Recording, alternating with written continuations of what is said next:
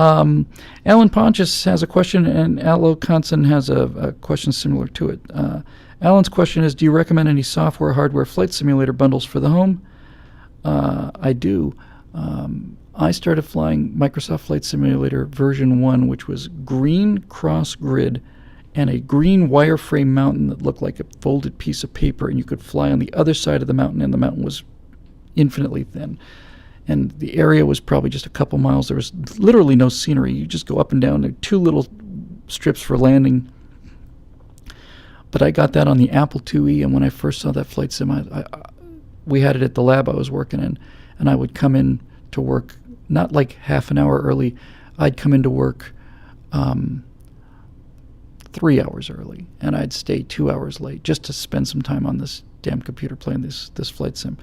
The reason I think the flight sims are really important, Microsoft Flight Sim was the first flight simulator available for home computers, and I've taken them all the way up through Flight Sim 10, although the more real flying I do, the less simulated flying I do. I had a person say once, when I was doing the training for the Long Easy, he said, you really have a really good sense of energy management. And I told him after we were done, so, well, the reason I've got a good sense of energy management is because when I was in my 20s and I didn't have 2 nickels to rub together, I had a flight sim basically, and using Microsoft Flight Sim 3 or 4 or something like that, I would position a Learjet over O'Hare Airport at nighttime at 60,000 feet, and I'd just land it without the engines on. I would just not use the engines. I'd just coast. I'd just glide in.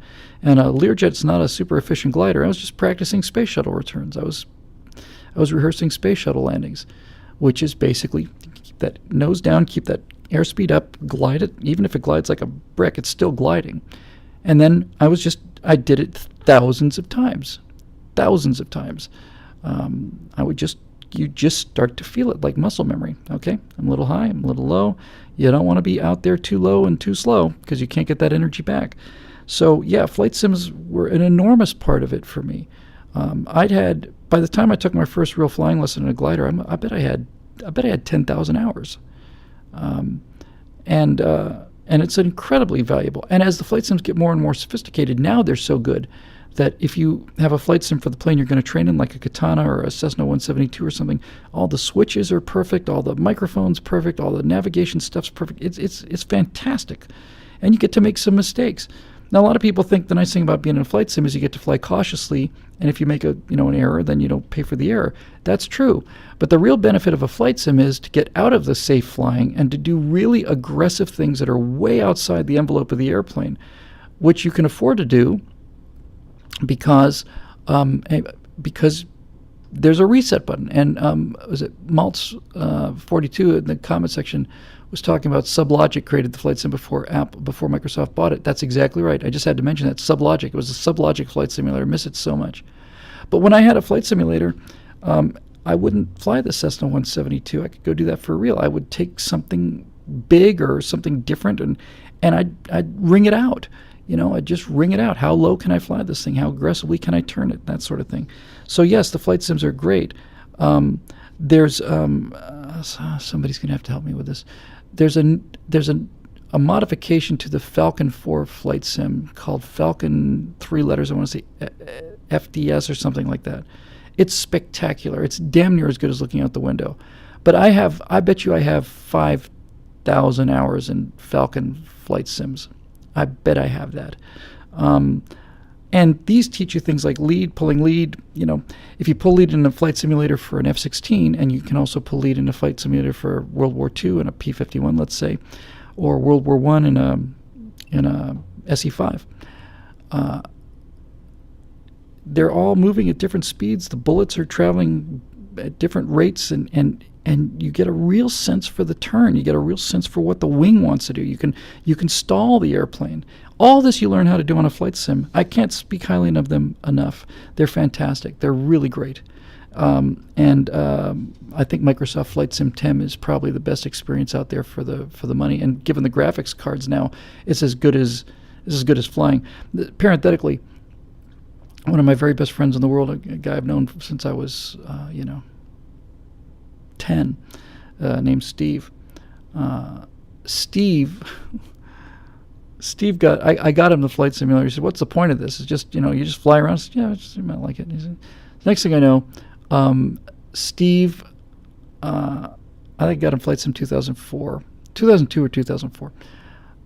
Steve would then, next thing I know is he's flown to every country in the world in real time in like a Baron, a twin-engine propeller airplane, or an L-1011, a three-engine commercial jet, in real time. He'll take off from Miami, Florida, and he'll fly a transatlantic flight that may take 12 hours, and he doesn't accelerate the time. He doesn't jump in. Just and he's flown to every country in the world in real time on the flight sim.